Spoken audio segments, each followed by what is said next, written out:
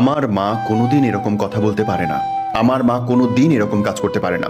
নিশ্চয়ই তুমি একটা কোনো ভেজাল করছো এবং তার কারণে এই ঘটনাটা ঘটছে। মাকে কাঁদাও না, যাও পা ধরে মাপ চাও, সরি বলো এখনই। কোনো কিছু না জেনে, কোনো কিছু না বুঝে অকারণে মায়ের পক্ষ নিয়ে ঝগড়া করে বউকে অপমানিত করা, ছোট করা, একপেশি করে দেওয়ার মধ্যে কোনো সুপারম্যানগিরি নাই। একটা চরম সত্যি কথা শুনে রাখেন ভাই, আমাদের মায়েদের দুটো রূপ।